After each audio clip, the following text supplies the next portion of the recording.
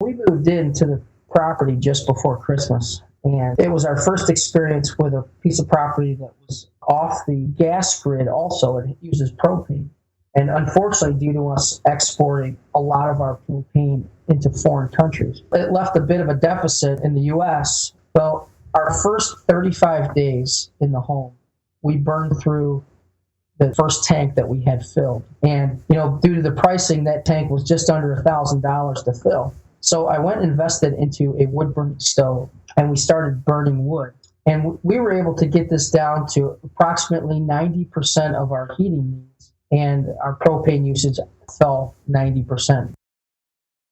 As a responsible person with growing concerns for your privacy and personal liberty, you want to know where we're headed and what you can do about it. We ask the experts what you need to do to take prudent and responsible action to safeguard your family's wealth and well-being, and what basic first steps will help you to be aware and prepared. ReluctantPreppers.com.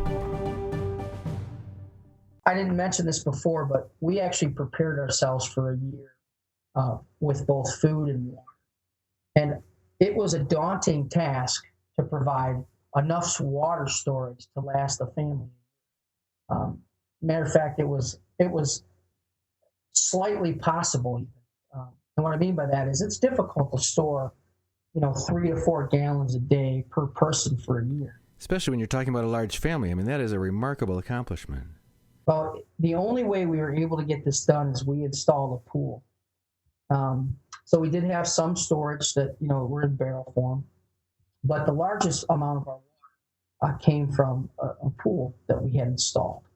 And we used chemicals that, we didn't have to worry about on the filtration side. And we were very lenient on those chemical uses while we actually used the pool for recreation. So that was our backup. So one of the things that went on our list was we were looking for groundwater, well in particular, that can provide for us, to get off the water grid, so to speak. And one of the other things that came to mind is, not only do you have to worry about the storage side, when we lived in the big city, we experienced a power outage, a major power outage. And for those that remember, there was the whole northeastern seaboard went out this one particular year. That's right. So we experienced that firsthand. Well, when the water went out, even though your supply, we did maintain our supply, but because the pressure was significantly decreased, it caused much of the sedimentation inside the city pipes to let loose. And for the next, it was somewhere in the neighborhood of 5 to 7 days, they had a boil order. So in order to consume the city water for the next 5 to 7 days, you had to boil it before you could ever actually eat it or drink it to actually feel safe that the contaminants would at least be neutralized. So again, even more reason to look for, groundwater, a well system in the house that we would be looking for. So that was the other thing. The rest of it was basically enough land to do some of the basic things that we were not only doing, but provided us some additional space to do some of those other things that we felt that we couldn't, and ordinances wouldn't allow us to do. So you were able to make the move? Donegan, thankfully we were. And so we had the opportunity to come into a piece of property that was part of an old family farm, had a newer home built on it with a larger family that unfortunately due to work conditions had to move. And it had 3 wells on the property. 2 wells supply the house directly, and the third well is one of those old style manually pump wells. So of course that was an exciting discovery for a number of different reasons. Number one, it didn't require power or electricity.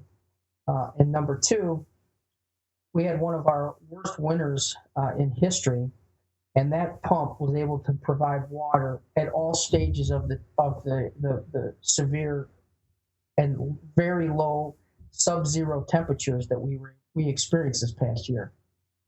So that was quite exciting on for all the reasons I've already mentioned. Yeah, it's pretty reassuring when you got this last winter's Arctic vortex that drove record low temperatures down into this section of the country, most of the central section and eastern section of the country. And yet you said even your hand pump well remained flowing freely every day, even in the coldest of those days. That's got to be a reassuring feeling for your family. Certainly was. But that cold brought some other surprises that people would really benefit from hearing your words of wisdom on. You're out there in that new, larger home and getting record cold.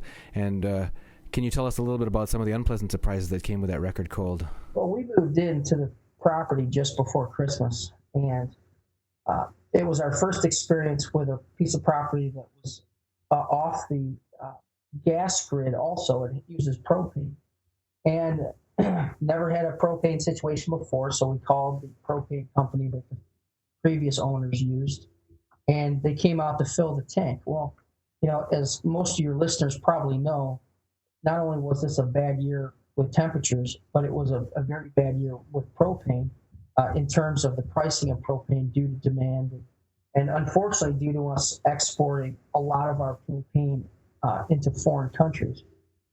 So it left a bit of a deficit in the U.S., and I know there's a lot of farmers around who use propane for their livestock, and it was a real mess this year.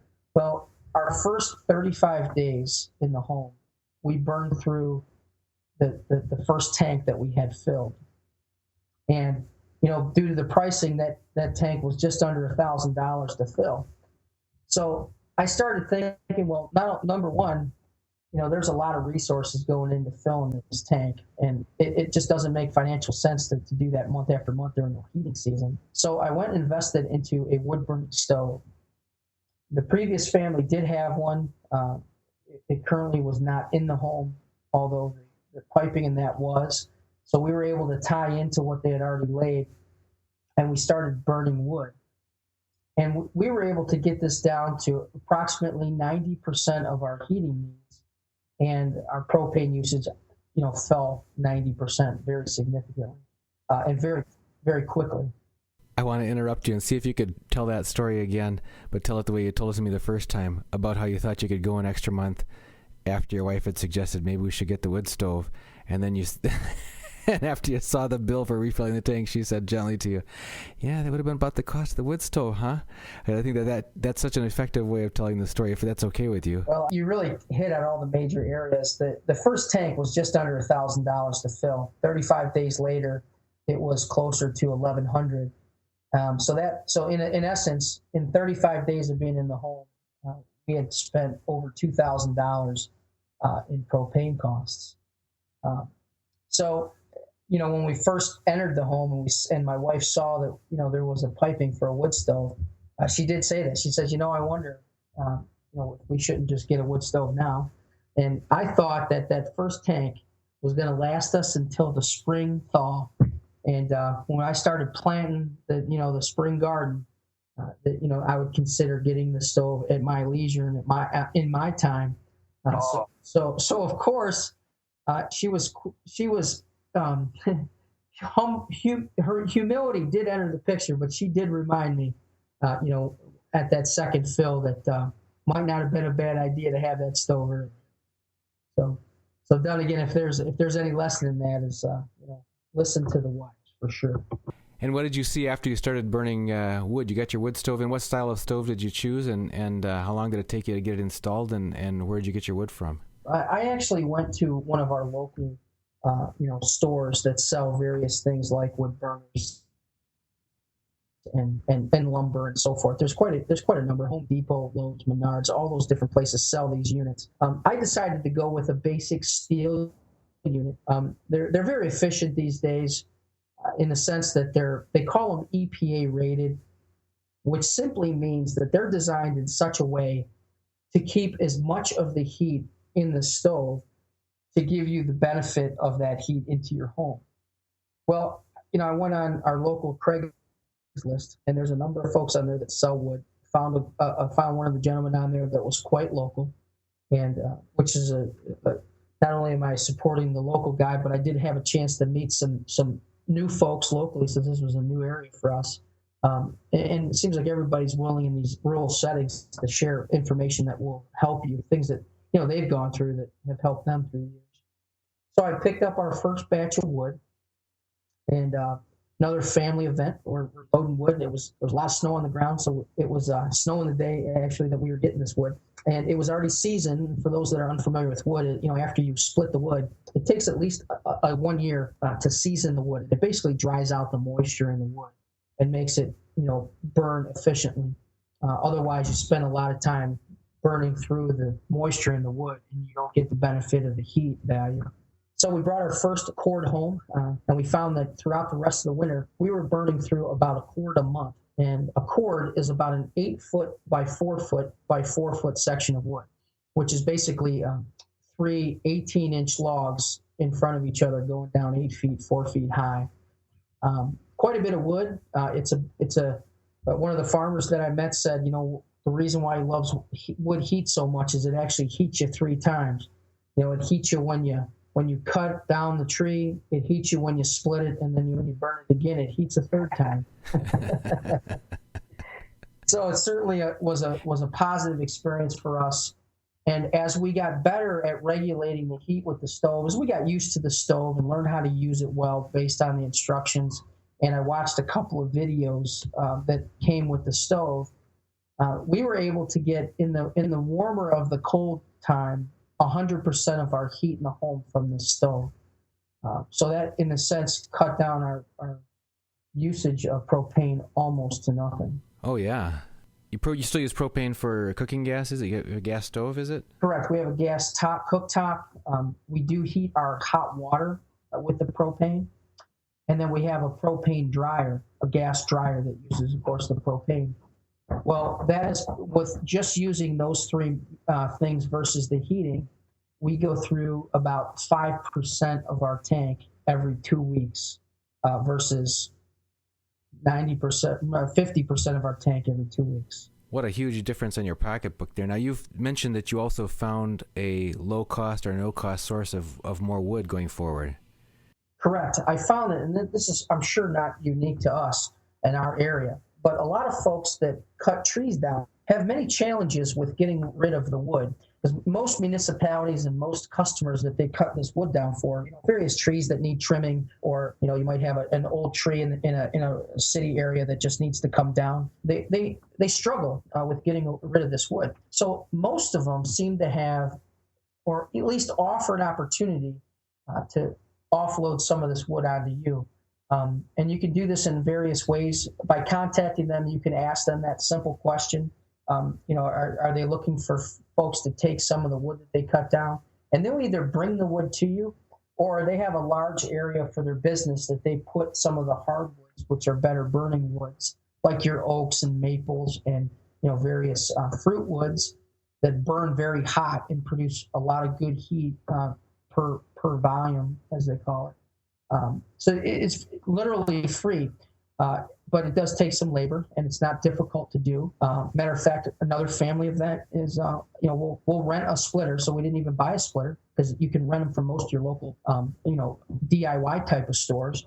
And then you can actually, spend an afternoon after you get a good pile of wood going, splitting it, and you can produce several of these cords in an afternoon with one of these pieces of equipment. And then you can stack it, store it, and then let it go through its natural seasoning process to dry out for next year. So the real cost is labor specifically.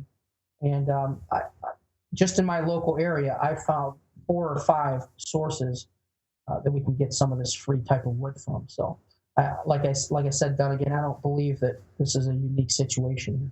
Well, the guy next door, we got to thank you for being so generous with your time with us, talking to us about egg production, chicken production, honey production, getting on self-sufficiency for water, for food and water storage for your family, getting your own supply of heat to make sure that your family is going to stay safe through the winter.